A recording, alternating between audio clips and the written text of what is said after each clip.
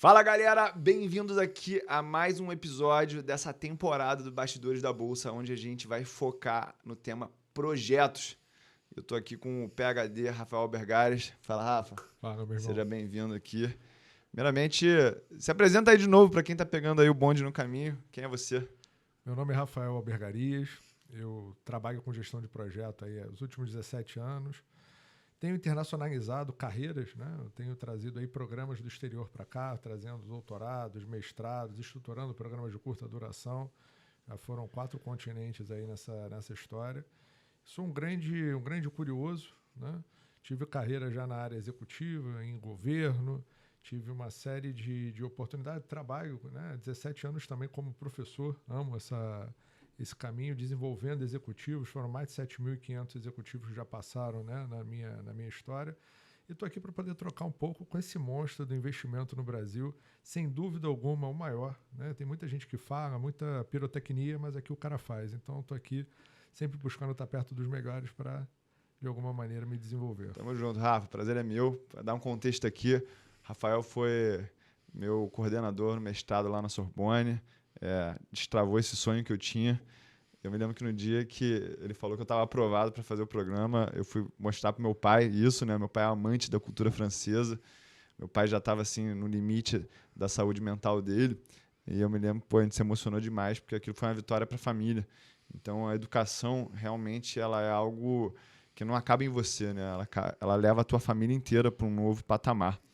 E o episódio de hoje a gente decidiu dedicar a falar das vantagens e desvantagens de você começar um projeto do zero. E eu vou te dar um contexto aqui, por que a gente escolheu esse tema. Porque quando a gente fala de comprar ações na bolsa, a gente está falando que a gente está comprando um projeto. E esse projeto ele já está em andamento na maioria das vezes. A gente até pode ter alguns casos de empresas que elas captam recursos sem ter operações ainda, mas isso é um caso raro. Os poucos casos que a gente tem memória recente aí nas últimas 2 décadas tinham um pouco a ver com o Ike Batista. A gente pode até tocar aqui nos erros e acertos dele dentro desses projetos.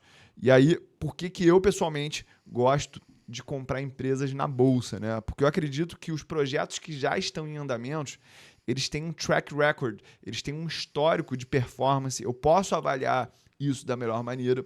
Isso dentro de um contexto financeiro já me dá uma melhor ideia de como chegar num valor justo para isso. E o nosso objetivo dentro da bolsa, a partir do momento que você é um analista, é você comprar projetos que valem R$ 100 por R$ 50.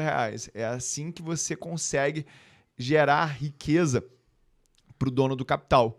E eu, pessoalmente, já tentei começar projetos do zero e acredito que os desafios são tão grandes que isso demanda tanta energia que dentro das minhas capacidades é melhor eu me dedicar em precificar bem um projeto e a partir disso ser um passageiro dentro de uma estrutura muito mais robusta. Mas o Rafael aqui, com certeza, já começou o projeto, já pegou o projeto no meio.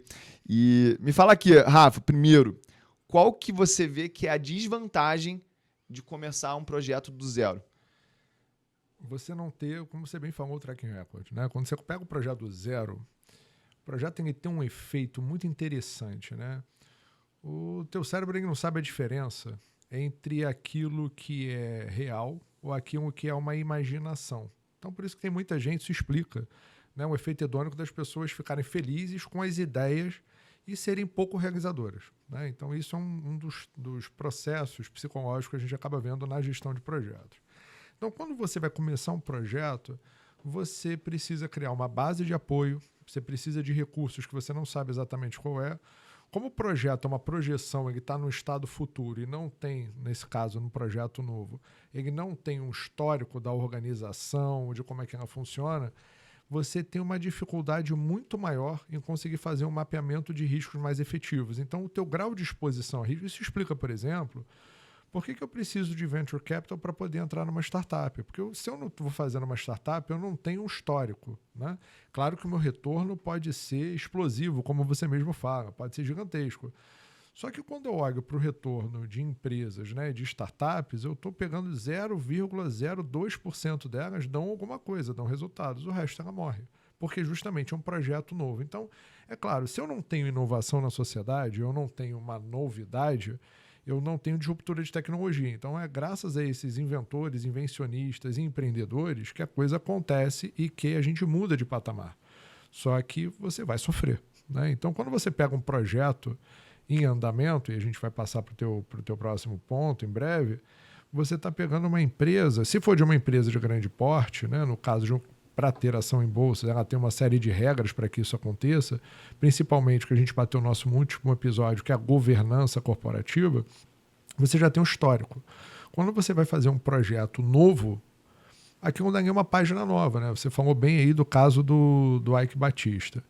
Ele conseguiu pegar um efeito, né, dentro da reputação dele, porque na verdade você não compra a sua ação nem pela performance, nem pela movimentação histórico-financeiro de geração de caixa da empresa. Você compra pela reputação do gestor, né? Organização é extensão de ego do controlador. Então, quando eu olho para isso, e isso vem desde lá de trás, quando a gente fala, né, de tomada de decisão, de maneira geral, a gente entende que quando você, de alguma maneira, tem esse nível de exposição a uma organização, você precisa entender qual é o teu nível de aposta. Então, o Ike, por exemplo, era alguém que já tinha entregue no passado alguma coisa, né? Muito bem sucedido naquilo que fazia. Então, quando ele resolveu partir para a área de óleo e gás, né, assessorado por pessoas extremamente competentes da Petrobras à época, ele teve uma largada muito positiva, por isso ficou lá entre 7º e 8º homem mais rico do mundo. Por quê? O mercado ele não paga a realidade no primeiro momento, ele paga a especulação. Você especula que aquilo daqui vai dar certo. O grande ponto que você tem nesse movimento inicial e que pode ter acontecido com ele, né? Eu digo pode ter acontecido porque eu tive a oportunidade, na época, de ter contato com uma série de pessoas que trabalhavam lá dentro. Um dos grandes pontos é que as informações que chegavam para ele eram informações positivas. E isso está ligado, o filtro dessas informações, por falta de histórico, a ele está trabalhando em cima da crença, não dos fatos e dados. Por quê? Um dos pontos que a gente pode abordar mais à frente é que a remuneração acerca da novidade ela acaba sendo mais agressiva do que sobre aquilo que já é corrente.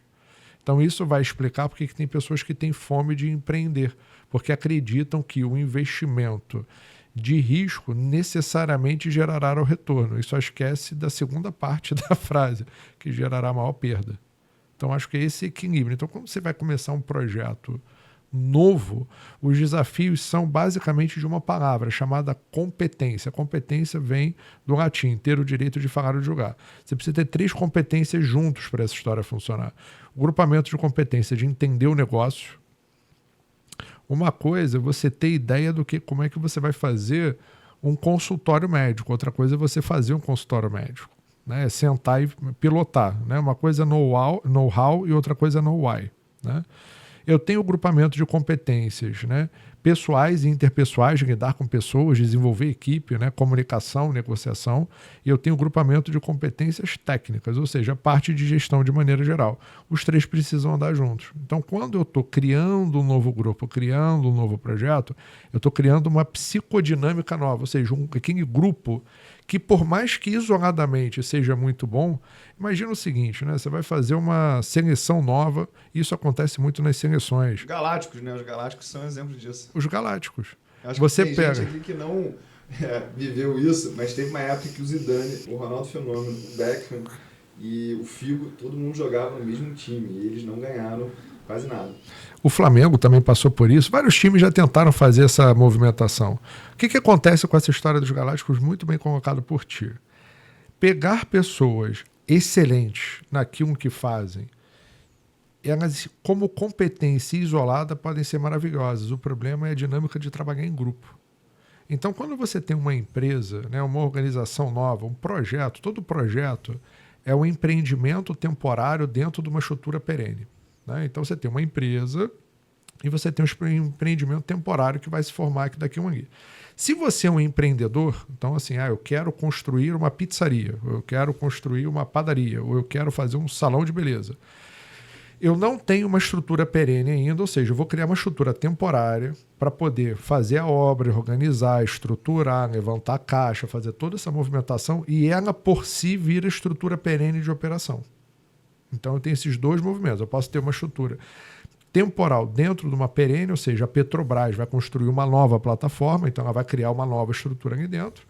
E quando eu tenho um empreendedorismo, né, eu parto para poder empreender, eu crio a estrutura temporária que ela vai virar a estrutura perene dentro desse processo.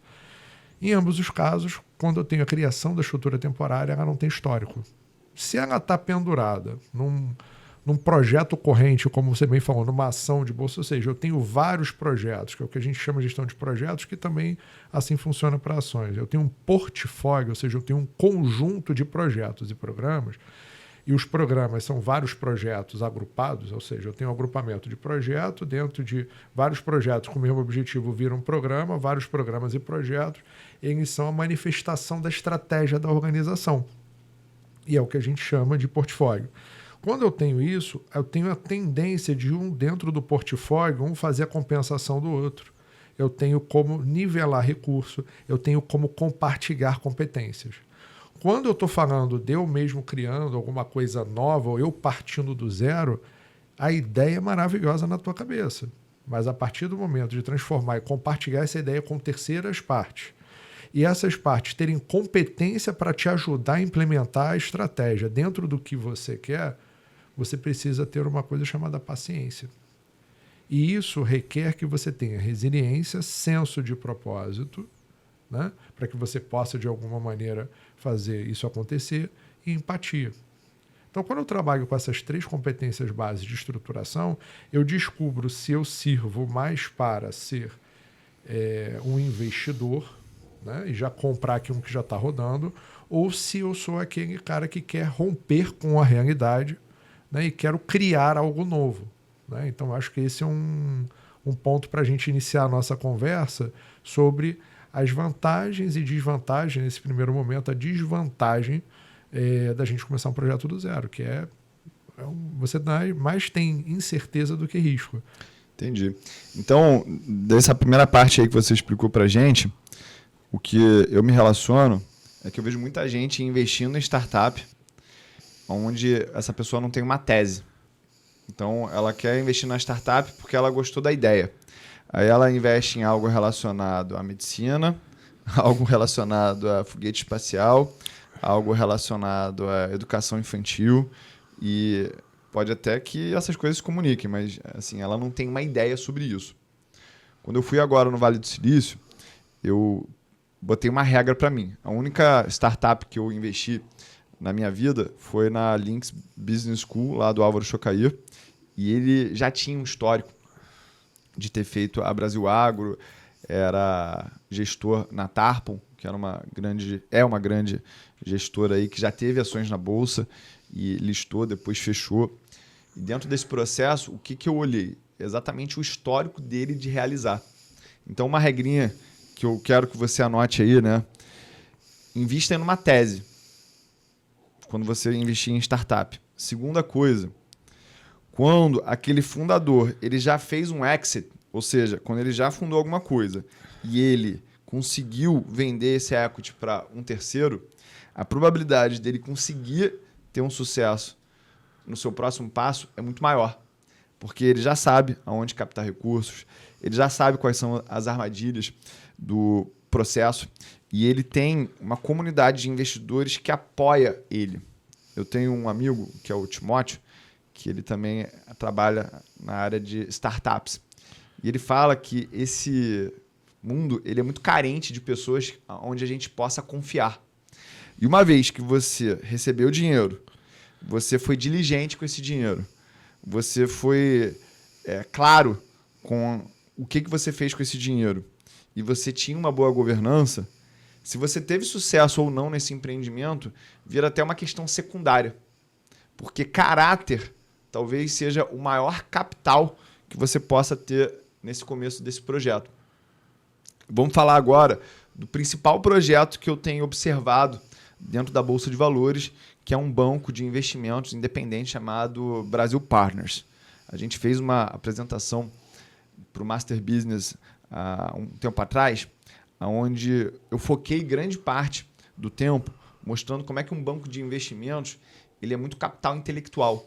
E quando a gente olha a cabeça desse projeto, que é o Ricardo Lacerda, ele tem um histórico de ter sido formado como mestre em Colômbia. Colômbia, para quem não conhece, é uma grande referência dentro da escola de Value Investing. O Warren Buffett chegou a estudar com Benjamin Graham em Colômbia.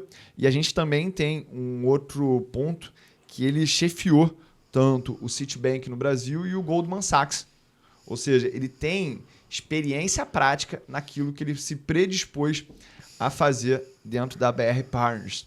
E aí a minha tese ela evoluía de que em algum momento, quando o Brasil Partners ele for grande o suficiente, ele vai chamar a atenção de uma grande corporação que vai querer comprar esse projeto que já está numa fase de maturação maior. E aí, dentro do contexto de finanças, gente, a gente precisa entender que está tudo ajustado no preço através da taxa de desconto. Então, uma startup vai ter uma taxa de desconto de 30%, 35%, enquanto uma empresa que já está em fase de maturação na Bolsa de Valores, ela vai ter um custo de capital, uma taxa de desconto de 10% a 15% ali. Essa é a realidade do atual momento. Então, você tem que ser capaz, quando olha esse empreendimento de fora, de ajustar isso nesses fluxos de caixa que você não sabe se você consegue prever, mas também na tua taxa de desconto. Então, tecnicamente, você tem como se proteger disso. E dentro desse processo, Rafa, o que eu me questiono é o seguinte. Quando a gente fala de pessoas, a gente sabe que as pessoas elas se movem em estações, assim como Deus, né? Então, no começo da carreira, você está focado totalmente no teu trabalho. Você, depois, uma parte que a gente está vivendo, né? A gente está muito focado em fazer um projeto, que eu acho que é o maior projeto que a gente pode ter, que é formar a nossa família. E aí, os filhos depois crescem uma certa idade que parece que a gente volta a ter um tempo para a carreira. Nesse caso da BR Partners, eu acho que o Ricardo Lacerda é assim, já deve ter formado os filhos, já teve um sucesso profissional e agora ele quer criar um novo bebê e esse bebê ele vai se perpetuar. O Marçal, ele fala uma coisa que, dentro do que você falou, eu enxerguei muito bem, né? Ele fala assim, não é a empresa que quebra, é o CPF que quebra. Então, essa estrutura é o nosso emocional. Então, às vezes, a empresa ela até quebrou, mas se a gente não quebra, a gente vai pivotar, vai encontrar novos recursos, novos investidores capitalistas, porque o CPF não quebrou. Como é que a gente avalia esse CPF por trás desse projeto que está iniciando? Acho que a sincronicidade dessa conversa está me impressionando, porque ontem eu tive um almoço, né, com amigos, um deles você conhece, que é o Samuel, né, que é reitor do IBMEC. Foi meu professor lá também no mestrado. E a gente estava conversando sobre esse movimento, né, primeira parte do projeto Família, né, ontem eu estava brincando, eu tenho mais 8 anos para, de alguma maneira, estar em voo de cruzeiro. Depois a turbina vai voar e aí, quando acionar a turbina já não vai ser mais para fazer voo, é para ir para a Lua, né? Então, esses próximos 8 anos eu brinco que é um movimento que você tem de ir desenvolvendo, criando raízes para depois isso poder tomar algo maior, mais ou menos o mesmo movimento que você está falando do Brasil Investors, né? Como é que a gente olha esse movimento, né, de estruturação? Isso é importante. O Herbert Simon, quando ele fala que organização e extensão de ego do controlador, ele foi o primeiro economista ganhando o prêmio Nobel, né, falando especificamente sobre essa parte psicológica, né? Ele não era psicólogo, como no caso do Kahneman, né, que fala sobre teoria do prospecto e da nossa versão à perda. É interessante a gente entender por que eu estou falando sobre isso, né? A finança comportamental tem ganho cada vez mais, está cada vez mais em voga, né? Você mesmo fala sobre isso, né? Fala bastante sobre isso. O Buffett, que basicamente fala sobre o controle das emoções e de quanto você vai ganhar dinheiro. E tem um ponto muito interessante, você não compra de quem você não confia, né? Eu passei 7 anos estudando confiança para poder tentar entender o que era confiança, né? E confiança, ela tem um construto muito interessante, que é a previsibilidade do comportamento com quem eu me relaciono. Então, se eu venho conversar com você e toda vez, ou boa parte das vezes, dentro de um histórico, você tem o mesmo comportamento, eu confio em você. Então, eu tenho menos ameaças e mais oportunidades. Você cria laços. Isso funciona de uma certa forma para o mercado de ação. Quando você tem, né, uma empresa que ela tem um determinado comportamento de longa data, os blue chips funcionam dessa maneira, e outras empresas que são maiores, que você sabe que vai ter um menor retorno, mas ela tem uma perenidade no seu retorno sobre aquilo que eu vou investir. Então eu tenho que fazer um equilíbrio entre mais e menos risco, tem a ver com essa lógica, né, dessa disruptura e de capacidade. E como é que isso se traduz para o indivíduo? Quando uma organização cria uma competência organizacional dela ser previsível, significa que ela tem um grau de governança alto. Por quê? Porque ela conseguiu manifestar sua maturidade através do seu comportamento. São basicamente 3 grandes pontos para você chegar ao resultado. Para chegar no resultado, você precisa de pessoas, você precisa de processo e tecnologia. Se pessoas, processo e tecnologia andam juntos, você vai ter o resultado de maneira previsível. Se eu não tenho processo e tecnologia, são as pessoas, aí eu brinco que é o Ronaldinho Gaúcho jogando, né, no 15 de Piracicaba. Né? Legal, vai ter ele lá para poder funcionar, é a teoria, né, dos heróis, né, dentro das organizações, e você não consegue gerar uma replicação. Quando eu digo essa história de organização, extensão do ego do controlador, como é que um conselho de administração, alguém vai escolher alguém para poder, de alguma maneira, tocar a organização? Vai olhar histórico e vai olhar reputação. E o que é a reputação? A reputação é qual é o grau de previsibilidade dessa pessoa, o que ela já entregou, qual é o histórico dela. Se eu coloco um gestor mais agressivo, eu estou dando um tom mais agressivo. A gente viu agora, por exemplo, a Petrobras reportando uma série de perdas, né, dentro do seu balanço contábil. Não tem a ver com a operação dela, tem a ver com acordos e ajustes que foram feitos dentro do processo. E se aproveitou para fazer isso quando você colocou uma nova presidente. Então isso é absolutamente natural, porque ela era diretora executiva de uma agência reguladora. Então ela não tem um apetite para risco, ela tem apetite regular. Então ela entra dentro da organização para poder fazer o quê? Para organizar o processo. Então fazer essa realização de perda e fazer esse ajuste com o governo, já que ela é uma indicação do acionista principal, do acionista controlador, que é o governo federal, faz absolutamente sentido. Isso possivelmente já esteja precificado. Não é o meu métier saber como precificar isso daí é contigo, como vai funcionar. Só que sob o ponto de vista de gestão, isso é absolutamente previsível dentro do processo. Então, o que acontece dentro dessa estruturação? Se eu tenho gestores que não compreenderam, eu tenho algumas perguntas que eu recebo, né, de forma muito recorrente. Como ser promovido na minha empresa, ou como eu ganhar mais, ou como... Eu te digo 2 coisas: segue a regra, né? Gere resultado e seja conveniente. Né? Então, assim, não adianta você ser um gênio indomável, e não adianta você não demonstrar aquilo que você gera, ou ser capaz de vender a sua tese, como você me falou, uma tese de investimento, até você vai fazer o seu trabalho de você demonstrar aquilo que você deve gerar valor, qual é a tua função, como é que você vai se desenvolver. Então, quando você olha para esse arcabouço, esse desenvolvimento da competência do indivíduo para ele poder fazer essa entrega, dentro dos casos que você acabou de colocar, ele traz mais segurança quando ele já realizou o processo. Agora, boa parte das pessoas, elas se sentem inibidas em entrar no jogo, né, de gestão, ou se desenvolverem, porque falam assim, ainda não entreguei nenhum resultado. Isso daí é a corrida do rato. Se você não entrar, você nunca vai ter o resultado, e aí você nunca vai conseguir sair do processo. E aí tem um movimento, né, que aí a gente precisa entender qual é o movimento desse indivíduo, desse gestor, para entender se a organização precisa desse movimento. As startups, para deixar de ser startup e virar scale-up, ela precisa disso, né, para poder ir para o próximo passo, para depois ela poder ser vendida e virar um unicórnio, por exemplo. Ela precisa de um gestor que seja capaz de extrair dos indivíduos que trabalham nela o tal do all-in. Eu gosto muito do Flávio Augusto, eu tenho muita admiração por ele, e ele fala muito sobre isso. Ele fala assim, qual é a tua capacidade de você chegar e falar assim, eu vou, né? Claro que numa escala muito menor do que do Flávio Augusto. Eu lembro quando eu fui convidado para dar aula na Sorbonne, eu, né, vim de uma origem humilde, falei, vou. Eu primeiro vou, depois eu descubro como é que faz. Hoje eu já tenho essa disposição de ir, depois descobrir como é que faz? Não, hoje eu vou sabendo pelo menos qual é a lógica. Então, quando você está começando alguma coisa, ou quando você quer mudar de patamar, quando você quer fazer a força de nascimento, né? Porque o projeto ele tem uma similaridade muito grande com você dar luz. alguma coisa nova. Ou seja, você está saindo de um patamar para o outro, você está crescendo. Porque todo projeto ele prevê uma melhoria, uma expansão de capacidade. Então, quando você vai comprar uma tese, né, ou quando você vai comprar, no caso, uma startup, quando você vai comprar uma ação que você vê que vai ter o próximo salto, ou você está vendo uma oportunidade muito grande no mercado, ou você está vendo uma inovação, né, que aquela competência instalada em técnica organizacional vai ser capaz de pegar aquilo dali para você estar comprando barato para você ter o resultado lá na frente.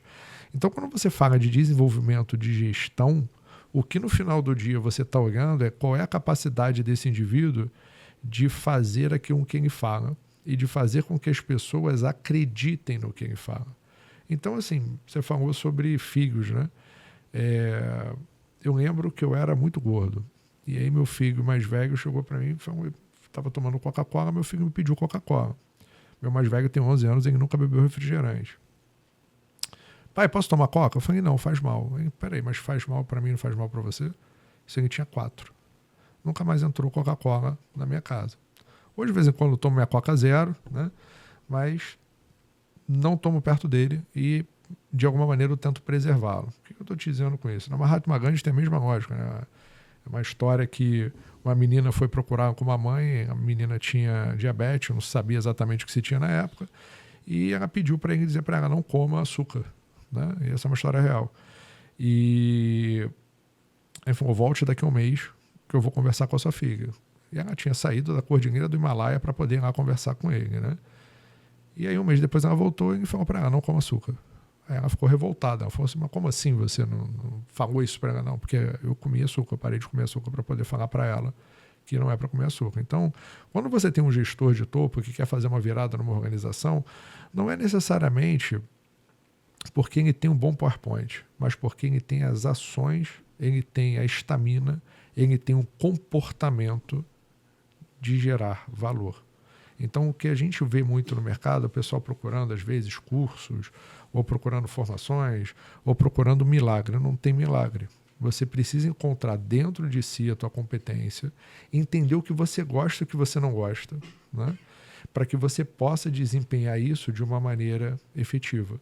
E o que eu vejo hoje no mercado, de certa forma na área de gestão, é o desespero da promoção, sem saber o grau de responsabilidade que você passa a ter, tendo em vista que você tem a responsabilidade pela quantidade de famílias diretamente proporcional ao número de pessoas que você gerencia.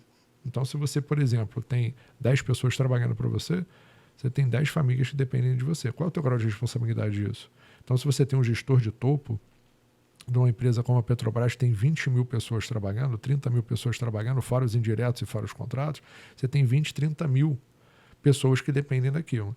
Então, se você tem uma movimentação de fazer com que a transparência, né, que a tua previsibilidade de comportamento faça com que as entregas aconteçam com o que foi acordado, você cria confiança entre as partes, você consegue criar um contrato afiliativo, ou seja, em torno daquela organização. Se você não for capaz de fazer isso, você tem um problema, você não vai ter entrega. Perfeito.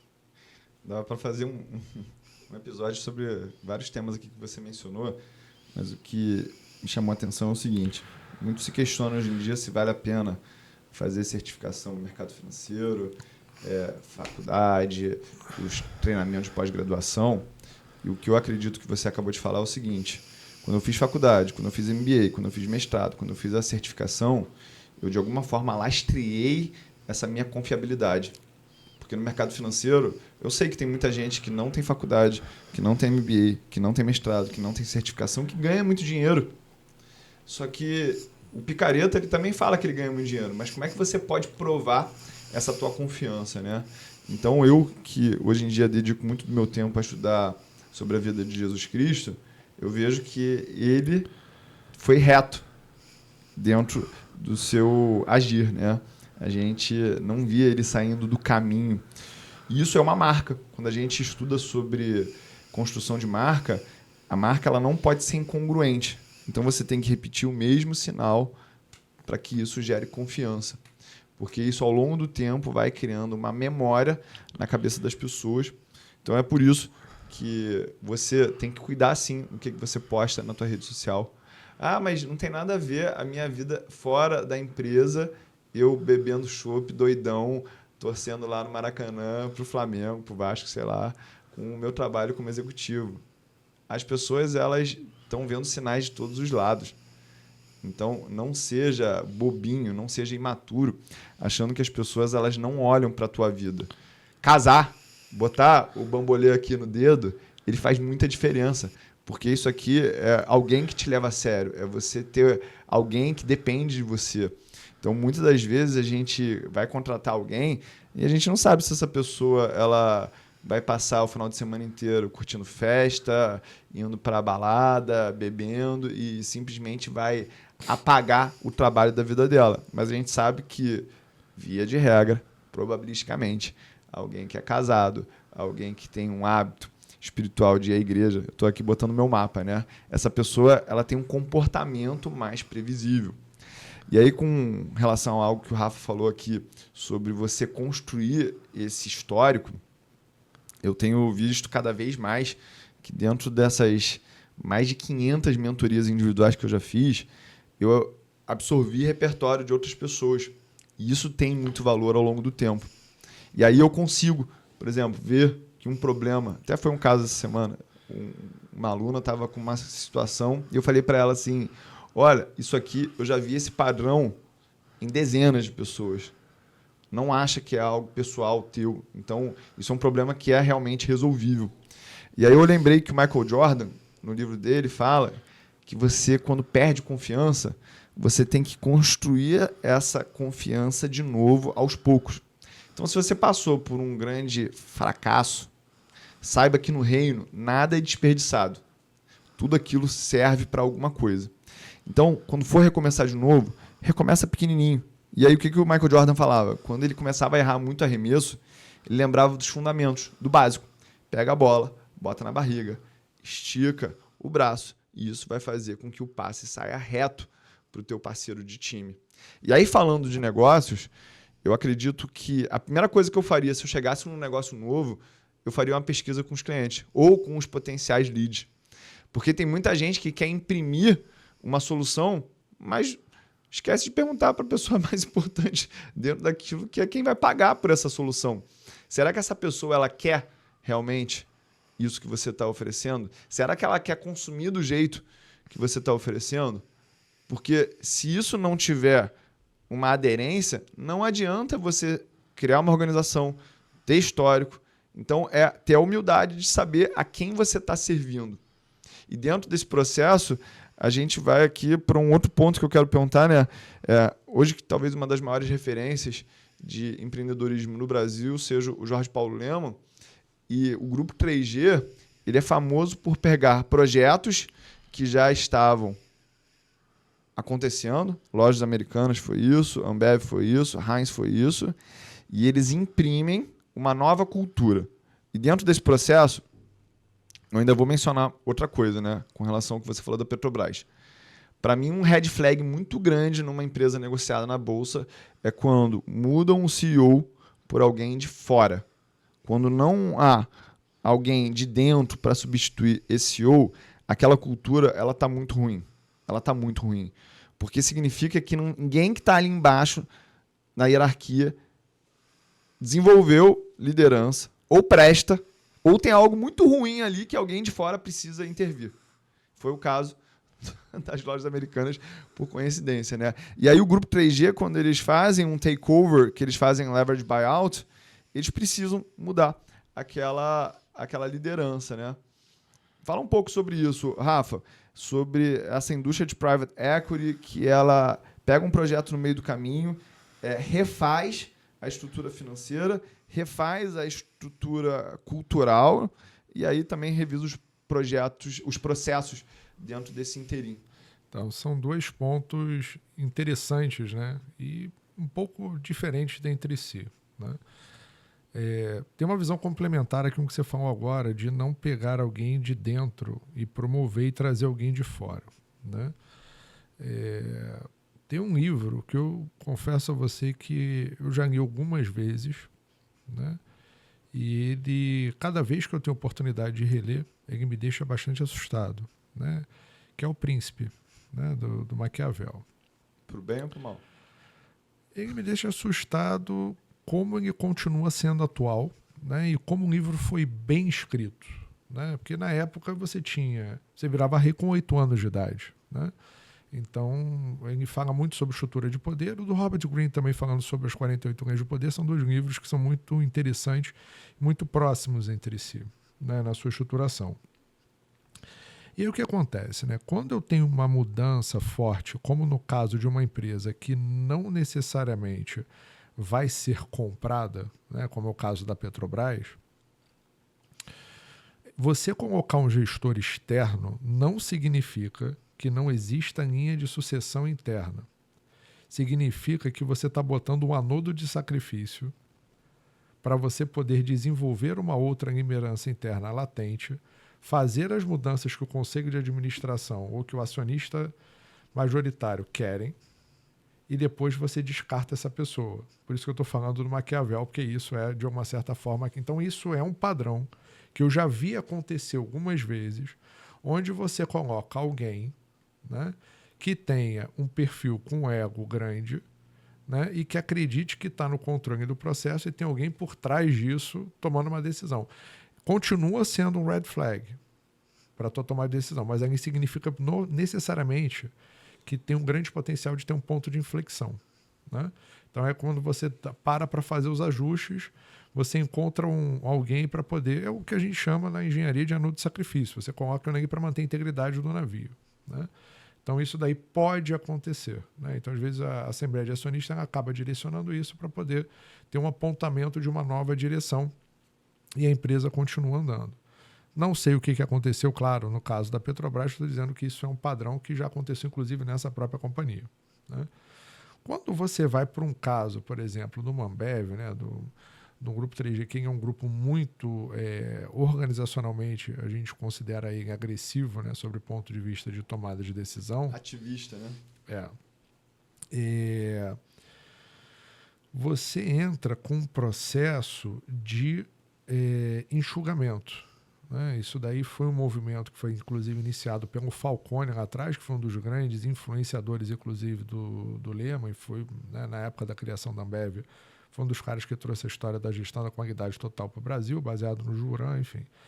E aí, dentro desse processo, você acaba atacando 3 grandes coisas. Você desestabiliza a empresa entrando com novos gestores. Então, o que você faz você entra com uma governança nova, com sistemas para suporte dessa governança nova, e você coloca pessoas que estão com estamina alta para poder fazer o que tem que ser feito. Ou seja, basicamente fazer otimização, corte de custo, né?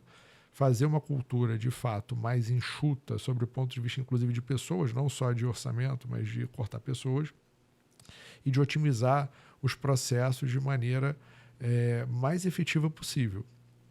Então, para você fazer isso, como organização, extensão de água do controlador, as equipes são extensão de água dos seus gestores. Então, você tem que entrar enxugando. Então, isso é absolutamente natural.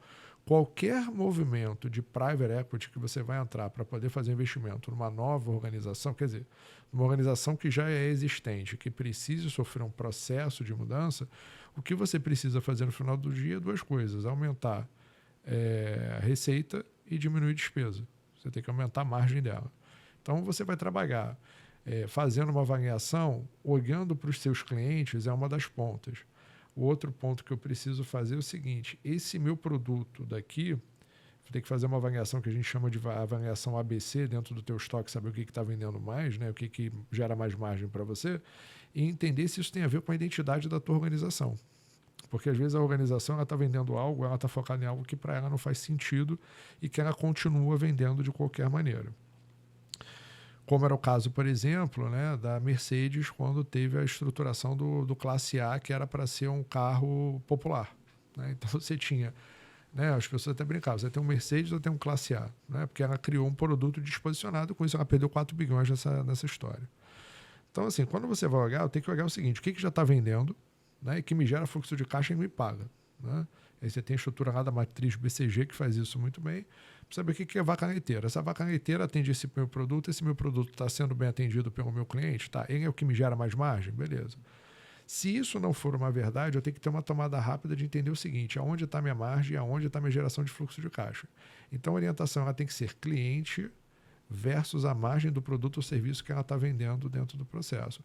Quando você faz essa movimentação, você tem que entrar com uma estruturação processual, seja de sistemas ERP, com SAP, com Oracle, com qualquer grande dessas software houses, para você poder estabelecer credibilidade para o mercado, porque se uma empresa ela comporta a implementação de um ERP de grande monta, significa que ela é de grande monta, ou seja, ela tem capacidade, ela está de alinhamento com a governança das maiores empresas do mundo, e eu preciso de gestores bem capacitados para isso. O grande barato dessa história toda, né, e como você bem falou sobre lastrear, esses gestores que vão entrar vão ser gestores que já entregaram, mas que têm uma formação acadêmica robusta. Não vai entrar aventureiro. Porque para que serve o rastreamento de uma... Aqui fazendo um parêntese sobre isso, de você ter uma estruturação mental baseada, por exemplo, no mestrado. Porque quando você não tem uma formação, você trabalha com eu acredito, eu acho, né? Aí você é jornalista, você emite uma opinião e tá tudo bem, né? Só que para o negócio de grande porte, quando eu tenho um investidor e que eu tenho que ter responsabilidade sobre o dinheiro que está sendo investido, esse eu acho não funciona.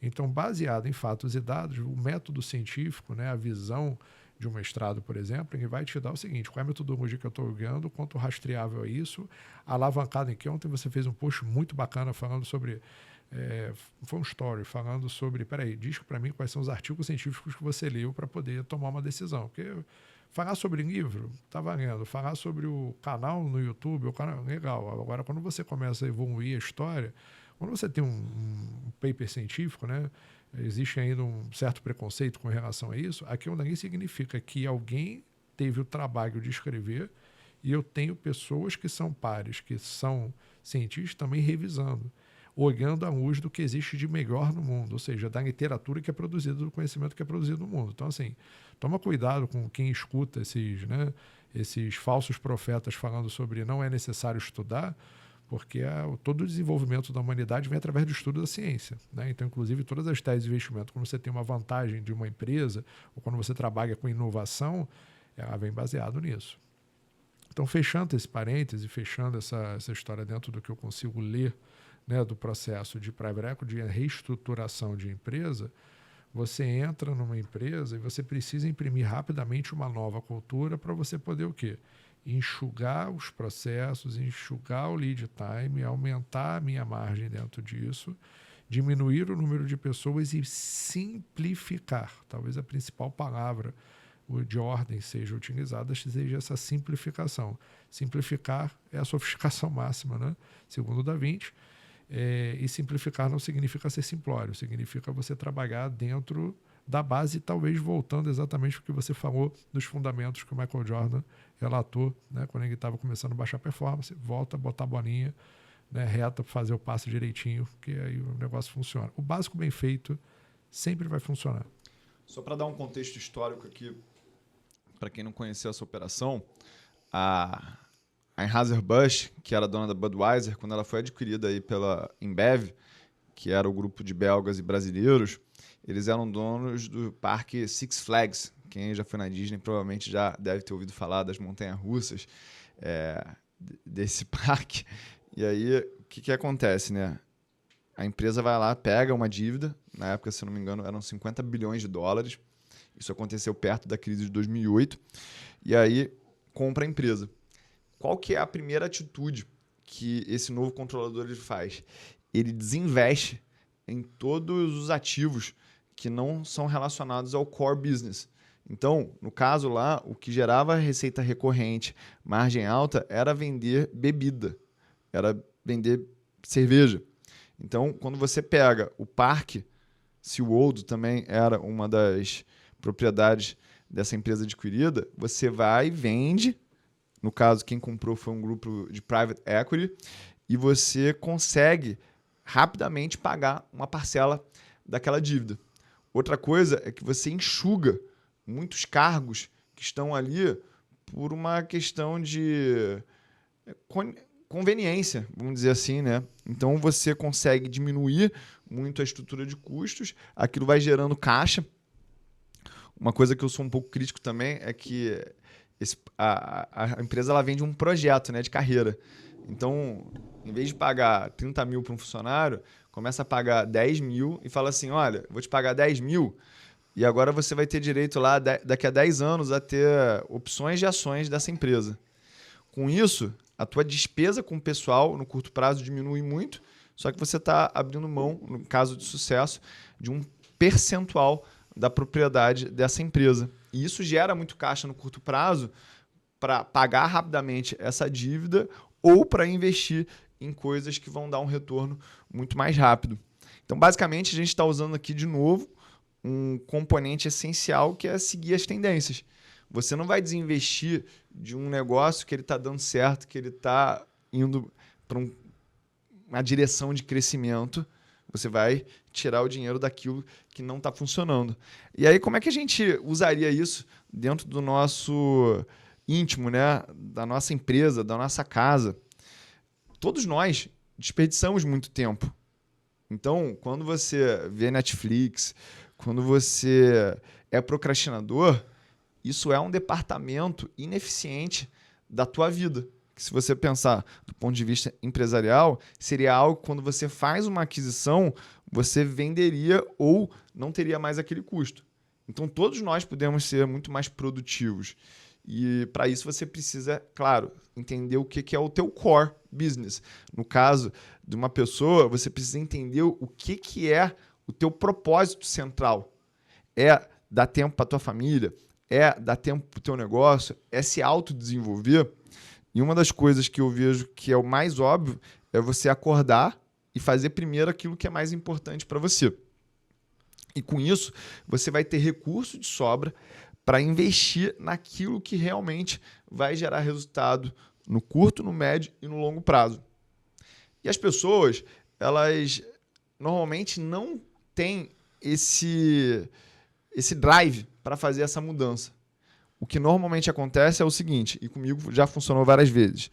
Eu vou para uma imersão, essa imersão eu fico 3, 4 dias ao lado de pessoas que buscam o mesmo objetivo, estão também nesse ponto de ruptura, e aí quando a gente volta para casa, a gente já volta com uma mentalidade diferente, a gente já volta com uma atitude diferente.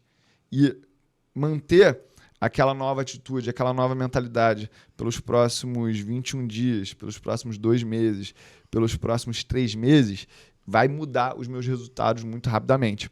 E isso você pode fazer com a tua organização. Então, pegar o teu time comercial, pegar o teu time mais importante e levar ele por uma imersão de gestão, onde você vai estar exposto a ideias até que você já conhece, mas você precisa voltar para os fundamentos, ver aquele básico, já com uma visão de quem tentou, não teve resultado, mas agora está comprometido em ter aquele novo resultado.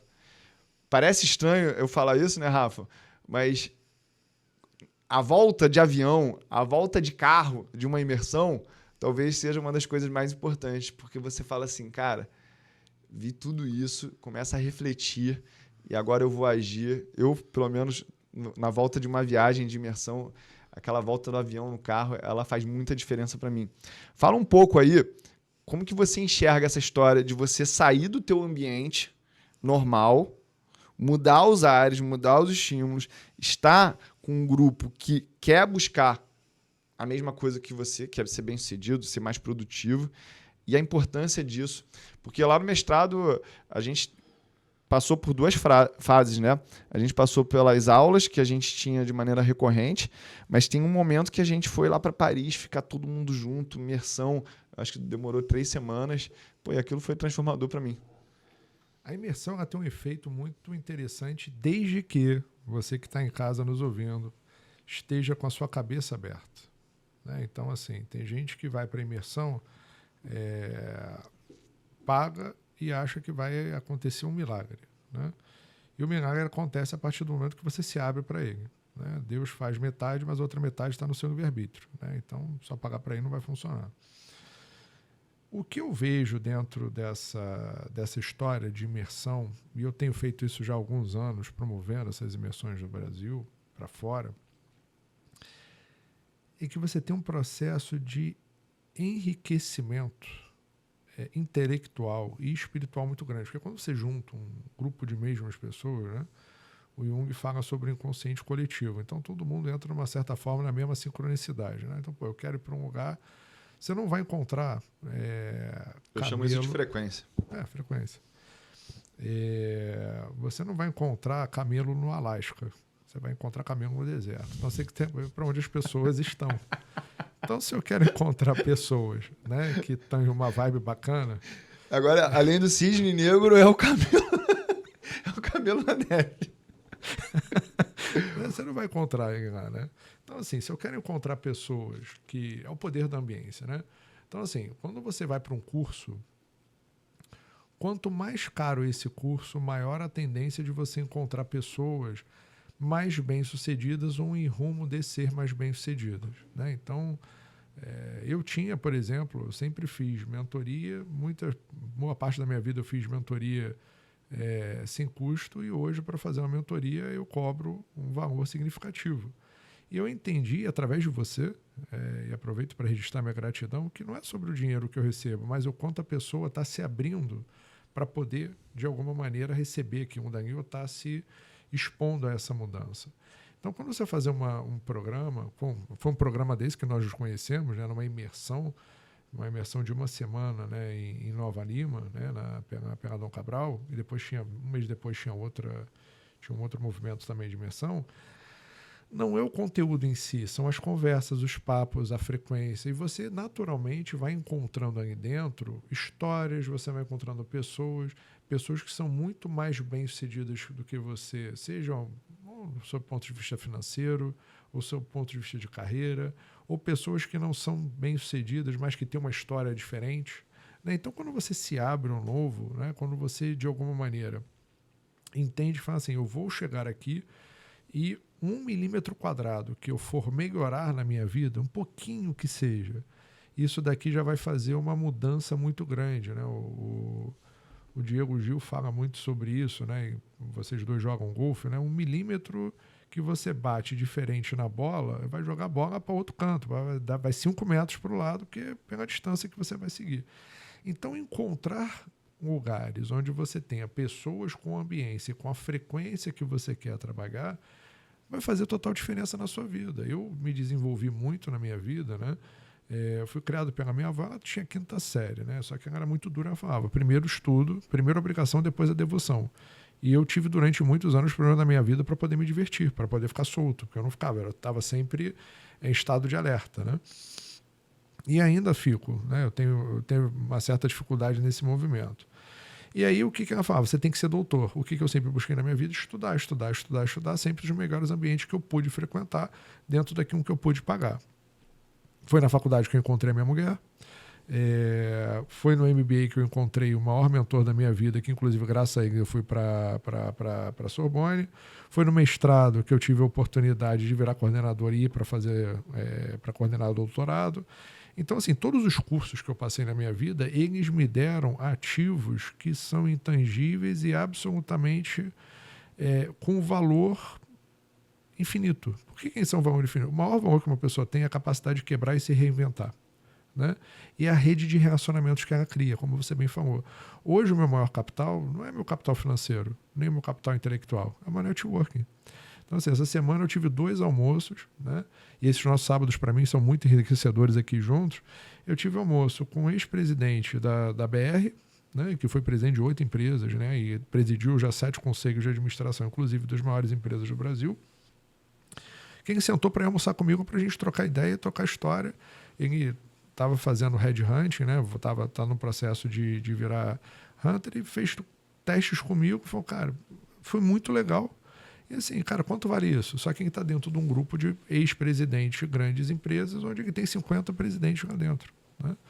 Você tem, por exemplo, ontem conversando com 2 grandes amigos, o Daniel Samuel, que você conhece, o outro Guilherme, a gente discutindo sobre negócios que, para eles, que têm uma cabeça mais fechada, já é uma disruptura. Ou seja, eu estou, de alguma maneira, tentando propagar aquilo que eu recebo, e que eu recebi muito também através de você e de outras pessoas que eu tenho tido contato, a forma de tentar ajudar a crescer, a expandir. Então, quando você tem um movimento, né? Eu tenho um grande amigo meu chamado Wilson Guilherme, que foi tecnicamente o meu maior mentor, sob o ponto de vista de projetos, da minha visão sobre megaprojetos, sobre refino, sobre plataforma. Ele fala assim, cuidado com o que pede que poderá receber. Então, assim, o primeiro passo que você precisa ter antes de ir para uma imersão dessa é saber o que você quer. Né? Eu quero me desenvolver, eu quero crescer, sendo humilde e penitente. Porque o que vai acontecer? Imagina você indo fazer um curso como aquele que nós fizemos, com o nível de conhecimento e resultado que você tem sobre o ponto de vista financeiro, pessoal. Se você entrar no mérito de que, porra, eu já tenho, sei lá, quanto, né? uma fortuna, e que o cara que para discutir finanças comigo não tem, ele é assalariado, você automaticamente vai entrar numa zona de todo o conhecimento que essa pessoa tem, para mim é irrelevante, porque na minha unidade de medida, que é a unidade de medida de boa parte das pessoas, é ter retorno financeiro. Então, você vai descartar quem conhecimento. Legal. Das pessoas que você teve no mestrado, ninguém tem o resultado financeiro que você tem, isso é sem sombra de dúvida. Mas quando você cresceu, quando você tirou isso de lá e falou assim, peraí, em vez de jogar a unidade de comparação, eu vou trabalhar com a unidade de cooperação. Então, assim, qual é o grande ponto de ir para um programa desse? É você ir com a unidade de cooperação, é enxergar o melhor que tem dentro daquele ambiente, me conectar a esse melhor, levar o meu melhor e ver como é que a gente pode cooperar. Então, essas imersões, elas só têm validade quando você sai do movimento de competir e você vai para o movimento de co-criar. Quando você vai para a energia criativa de desenvolvimento, é assim que eu acredito, inclusive, que a gente se conecta a Deus. Quando a gente quer competir, a gente acaba se conectando com o outro lado. Pelo menos essa é a minha percepção de vida. Cara, tu falou uma das principais mentalidades que eu tenho. Eu sou responsável por todo o resultado que eu tenho quando eu compro um programa. E vamos dizer que eu vou para um programa e eu acho que o conteúdo daquele programa não valeu, né? O primeiro pensamento que eu tenho é o seguinte, cara, se essa pessoa conseguiu vender e encher isso aqui com algo que eu acredito que não vale pelo conteúdo, por que eu não estou fazendo isso, ganhando esse dinheiro mole e já faço essa melhoria? Porque, do ponto de vista de mercado, eu vou conseguir fazer essa grana, né? E já fiz isso algumas vezes. Então, tudo parte de uma mentalidade de você é responsável pelo teu resultado. Mas eu acredito que dentro dessas imersões que eu participo, dentro desses programas que eu participo, o maior mérito do organizador é quem ele vai permitir entrar ali. Porque sabe o que seria horrível? Eu ir para um programa onde, sei lá, esse programa custou 50 mil reais. Aí eu descubro que tem um cara lá que é agiota, tem um cara que ele tem dinheiro pra caramba que veio de uma atividade ilícita. Então, aquilo ali deixaria aquele ambiente podre para mim e aí sim, não teria valor. Então, esse cuidado de entender quem é quem, da gente se sentir seguro de se abrir ali, porque o que tem de chororô em imersão, gente, seja ela uma imersão de finanças, seja ela de desenvolvimento pessoal, porque as pessoas elas estão indo para o seu limite, né? Eu vou aqui abrir algo lá do mestrado que eu percebi qual era o maior padrão quando a gente estava lá na França. Todo mundo tinha uma narrativa para o cônjuge por que trabalha muito. Então eu percebi que era gente que assim, é apaixonado por ter resultado no trabalho, trabalhar. E aí, é claro, essas pessoas passam várias horas se dedicando ali e todas elas tinham uma desculpinha porque trabalha muito. Eu tô aqui no sábado, para minha esposa, ela acha que isso aqui é trabalho, eu vejo como diversão, como a gente falou no último episódio. Então, a gente vê que a gente tem esses dramas de como conciliar trabalho com vida pessoal, como que isso se equilibra. E tá todo mundo nesse limite. Gente chorando, porque aquilo é uma vitória, como eu já disse, para a família. Você tá lá em Paris, numa instituição centenária, você tá com professores que... tinha um professor lá com 2 PhDs, a gente fez uma visita numa empresa de asset management que tinha mais de 50 bilhões de euros em patrimônio. A gente teve uma reunião ali com o dono do negócio. Então, isso te coloca no topo da cadeia alimentar mesmo. E isso, para muita gente, é impactante, assim como foi para mim. Então, dentro desse processo, a troca ela é muito rica, né? E, Rafa, eu acho que já está com quanto tempo aí já, Matheusinho? 1 hora. Que isso, passou muito rápido.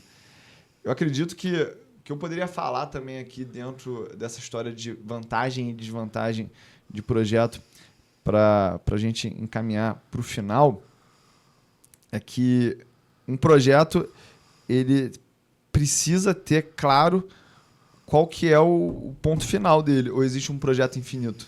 Não existe projeto final. A base do projeto é começo, meio e fim. E dentro desse processo de desenvolvimento pessoal, o Private Equity também, quando ele inicia um projeto, ele tem 8 anos para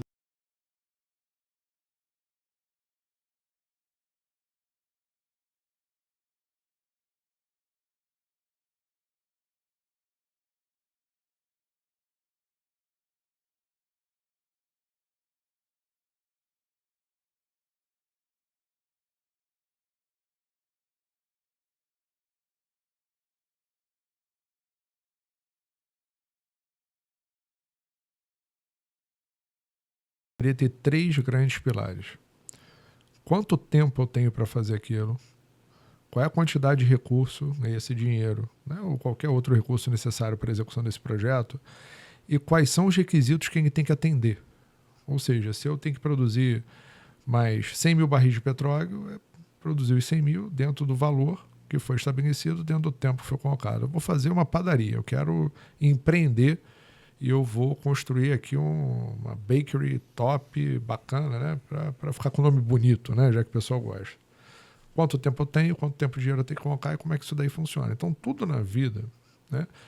Quando você fala de objetivo é uma construção de vários projetos que podem acontecer em paralelo ou em sequência um do outro. Isso que você acabou de falar leva a 2 fatores que me geram preocupação. Primeiro, né, a eterna insatisfação. O que eu vejo de pessoas que atingem os seus objetivos, né, e que não param nem para comemorar e já passam para o próximo movimento de querer mais, né? Como se isso fosse, de alguma maneira, produtivo, né? Eu tenho uma visão de que, não, isso não é produtivo. Você tem que ter o tempo de plantio, né? Então você vai ter a semeadura, você vai ter o tempo de colheita, e não adianta você já começar a semear de novo sem você saber o que você vai fazer com isso aqui. Senão você só acumula para o quê? Né? Então, o que eu vejo muitas vezes nesse padrão que você falou do mestrado, nos executivos de maneira geral, é que é a vida vazia de uma agenda cheia. E o que é essa vida vazia de uma agenda cheia? As pessoas às vezes não têm uma boa... Para mim, tudo começa na família. Eu não estou aqui para entrar no mérito disso, nem discutir isso profundamente. Mas assim, se você não tem um lar para onde você quer voltar, você não tem exatamente alguma coisa que vai te dar um driver específico, né? Isso é minha concepção, não estou dizendo que minha concepção é correta em momento algum, né? E aí, quando eu tenho um lar, eu tenho que ver o que está composto esse lar. Tem um cônjuge começando, né? Então, assim, existem vertentes que dizem que a mulher tem que trabalhar, que não tem que trabalhar, cada um tem a sua vertente dentro do processo. Para mim, eu preciso entender o que a mulher quer. Então, se ela quer trabalhar, como é que eu posso ajudar ela, eu como cônjuge, ela a se desenvolver, e como é que ela pode me ajudar. Eu costumo dizer que tem que ser um equilíbrio, tem que ter uma balança. Eu acredito que tudo no universo tende ao equilíbrio. Eu acho que talvez essa seja a grande lição de Deus, né? Quando você vai olhar desde o átomo até o universo de maneira geral, tudo tende ao equilíbrio. E eu tenho que saber o seguinte, o que eu estou criando? Né? Eu tenho filhos, eu não tenho filhos, né? Eu particularmente tenho uma grande resistência a pessoas que tratam pet como filho. Isso me tira do sério de maneira geral. Não que eu ache isso errado, mas assim, quem tem filho, né, entende a responsabilidade. Filho é quando Deus te dá responsabilidade, ou quando uma criança nasce, para mim, é como se Deus estivesse renovando a esperança dele no mundo melhor. né? E ele está te dando a dádiva de tomar conta de uma alma, né? Então aqui um Dani é muito forte para mim. Então você tem que se reinventar para poder pegar todas as suas curas de quando você era filho e no caso do pai, você precisa de alguma maneira trabalhar em cima disso. Por que eu estou falando sobre tudo isso, né? Você precisa saber qual é o exemplo que você quer dar dentro de casa, qual é a lógica que você quer. Eu tenho 2 filhos, né? Um deles quer ser professor, quer fazer PhD, quer ir para Cambridge. Eu perguntei, por que você quer ir para Cambridge? Porque tem a maior quantidade de prêmios Nobel. Eu falei, é mesmo? Ele falou, então, pai, como eu quero ganhar um prêmio Nobel, eu tenho que ir para um lugar que ganha um prêmio Nobel. Por quê? Eu falo para ele o seguinte, como você faz uma coisa, como você faz qualquer coisa. E se você quiser encontrar camelo, você tem que ir para o deserto. Então não adianta você querer ir para o Alasca que não vai funcionar. Eu tenho outro que ele tem a mentalidade de... Eu demorei muito tempo para entender que dinheiro era liberdade. E mais uma vez te agradeço que você me trouxe essa visão, porque para mim dinheiro tinha uma série de problemas, né, de infância, como todo mundo tem, né, e para mim dinheiro era uma coisa ruim, era uma coisa que eu via como negativo. Porra, não. E sempre num padrão encontrava uma forma de me livrar dele da pior maneira possível. Até que eu mudei o padrão e falei, não, legal, isso daqui funciona. Então tem um filho que entende, quem quer ser livre e quer a cabeça dele, não, eu quero ter dinheiro para nunca me preocupar com dinheiro. Fazendo negócio. E já começou a fazer revistinha, enfim, já com 9 anos ele dá o jeito dele de tentar encontrar uma forma de ganhar alguma coisa. Quando você tem isso muito bem estabelecido, aí você tem como sair da tua caverna e ir para o mundo. Então, tu vai sair do teu castelo e falar assim, pelo que eu estou indo lutar? Se você não tem senso de propósito, direcionamento do que é o sem senso de propósito, você está perdido no mundo, porque você está indo como um barco à deriva. Eu não posso sair de casa, pegar meu carro para ir para onde? Eu tenho que ter um destino. Né? Você vai pegar ali no Waze, você vai botar um mapa. Então, quando você monta um plano, o plano é um mapa para chegar em algum lugar. Mas agora, que lugar é esse? A maioria das pessoas que eu conheço, elas têm a fome de poder. Ou seja, poder eu entendo como capacidade de influenciar a vida de outras pessoas ou ter a vida de outras pessoas na minha mão, ou sob minha responsabilidade. Minha pergunta é, que tipo de poder é esse? O que você está fazendo com isso? Qual é a tua finalidade com isso? É eu acumular para pegar o meu vazio existencial e completar meu ego dizendo que eu sou bonzão? Ou eu estou usando esse poder que eu estou conseguindo para poder mudar a vida dessas pessoas e desenvolver a sociedade que eu estou no meio, entendendo que uma vez que eu desenvolvo a sociedade, eu estou me desenvolvendo e estou dando exemplo para os meus filhos para que eles possam, de alguma maneira, continuar esse mesmo movimento. Então, são 2 pontos que eu enxergo. Primeiro, você entender aonde você está, o que você é. E segundo, o que você quer entregar, qual é o teu objetivo.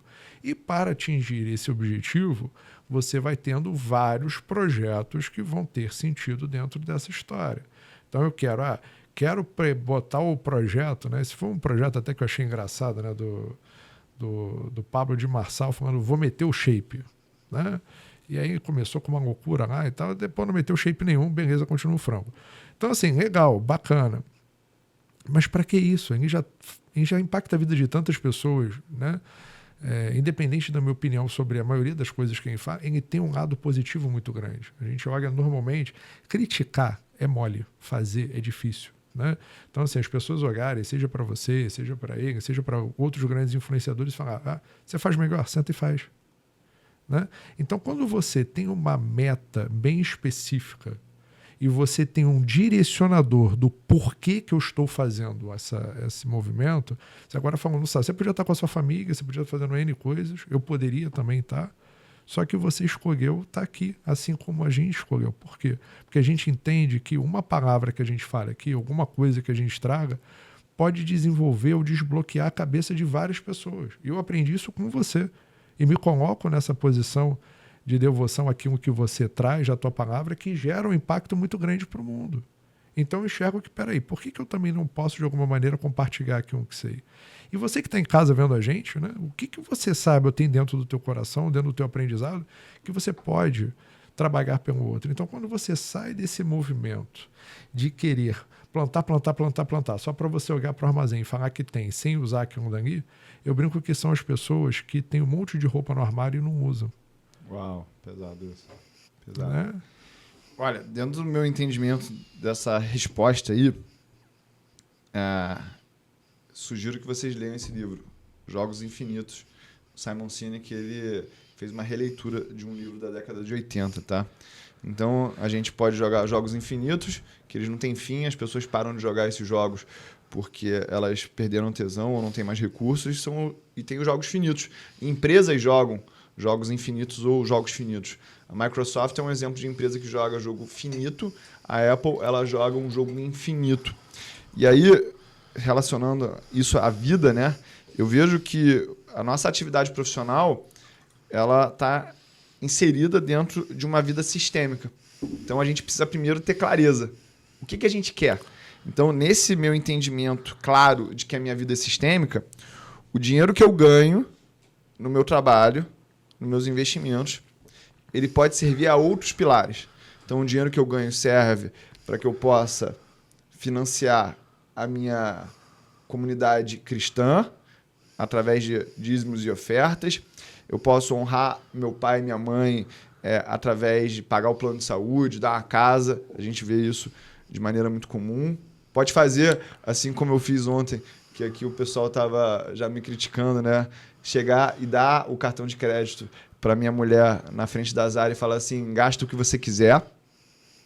Pode ser para que você possa pagar a educação em Cambridge para o teu filho, se ele tem o sonho de ser um prêmio Nobel, né? E eu acredito que esse é a principal visão de um pai para o filho, é que ele explore o seu potencial ao máximo. Esse dinheiro ele pode servir para te dar tempo para você cuidar da tua saúde, porque todo dia eu preciso me dedicar ali 1 hora por dia para ir na academia, só que não é só ir na academia, eu preciso tomar banho depois, tomar um banho antes, então aquilo me toma 2 horas. Esse tempo é dinheiro, eu estou trocando minha saúde por dinheiro, isso é conflitante. Então, tira essa ideia da tua cabeça de que tempo é dinheiro, mas esse dinheiro ele também pode servir para que eu possa investir na minha capacidade intelectual, que isso eu acho que é um jogo infinito que pouca gente consegue enxergar. Acho que o Rafa vai se identificar comigo nisso, né? Eu aprendo porque eu gosto de aprender, é um estilo de vida. Tem gente que acha que tem que aprender porque eu vou aplicar nisso para ganhar dinheiro, e se eu não ganho dinheiro com isso, por que eu vou aprender isso? Esse tipo de pensamento eu acho ele muito atrasado, e a gente pode usar o nosso dinheiro também para que a gente possa comprar segurança emocional. Olha, o meu dinheiro ele tem uma como que eu vou reagir a isso? E isso também dá tranquilidade para muita gente. Então, o dinheiro ele pode ajudar a gente nessa vida sistêmica, e ele pode ser um projeto que ele vai alimentar outros projetos que têm mais ou menos relevância dependendo da fase de vida que você está. E agora, nesse entendimento, eu acredito que uma vida organizada, assim como uma empresa, ela permite que você faça as coisas. Na Bíblia está que cada dia vai ter suas alegrias e suas aflições. Então, a gente está gravando isso aqui, começou às 10h30 da manhã, né? Eu acordei hoje às 7 horas da manhã, num sábado. Minha filha, a gente lê a Bíblia todo dia lá em casa, porque se lê a Bíblia todo dia, pode ver desenho no sábado de manhã. Aí tá uma chuva gostosa aqui no Rio de Janeiro, um friozinho. A gente ficou, do tempo que eu acordei até eu vim para cá às 10 horas da manhã, comendo, vendo desenho na cama, desfrutando com a família. E elas vão vir me pegar aqui para a gente almoçar junto e viver uma outra fase dentro desse dia. Então, dá para ter uma vida bem-sucedida, equilibrada, se o teu projeto de vida, para a gente voltar aqui para o tema, né? Se o teu projeto de vida ele tiver bem planejado, tiver bem executado, tiver objetivos claros e ter um propósito por trás. Correto, Rafa? Perfeito. Quer finalizar com alguma coisa? O que eu digo para vocês, né, o que eu quero compartilhar, eu já passei por várias fases na minha vida, acho que como todos nós, né? Entenda que a maior riqueza que você tem na sua vida são as pessoas que você tem, né? É a sua família, é aprender a valorizar os momentos. A minha mulher, ela falou uma frase que mudou. Eu cheguei a viajar num ano 50 vezes, né? E viajava para cima e para baixo, dando aula no Brasil, fora do Brasil e tal. E a minha vida mudou muito na pandemia. Ela falou o seguinte: lembra-se que a infância do Arthur só vai até 12 anos, e ele está com 11. Então isso está me dando desespero, né?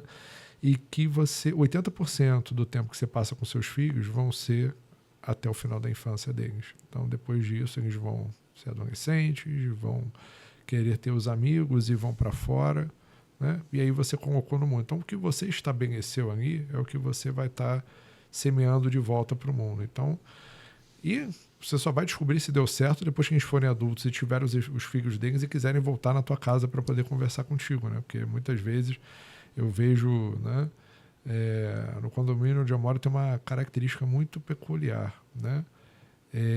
Tem muitos idosos e muita gente não retorna para vê-los. Então são pessoas que têm muito dinheiro, mas que não têm familiares. Isso me dá uma pena muito grande, porque tem gente que é tão pobre que só tem dinheiro. Então, assim, é claro que o dinheiro ajuda, ele tem que ser abarricado, ele tem que ser... Mas entenda que tem coisas que têm preço e tem coisas que têm valor. Então, na tua construção, lembre-se de construir os dois pilares, são igualmente importantes. Acho que esse, para mim, é a grande lição, né, na minha vida, de já ter quebrado, né, mais de uma vez, quebrei já 2 vezes na minha vida. Acredito que não acontecerá novamente, né, porque você passa a aprender com os erros e olhar para o teu padrão, e quando seu padrão muda, tudo muda, né? Quando você volta para o fundamento e você recomeça, eu gostei muito dessa história que você falou do Jordan, já vou procurar um livro para poder ler.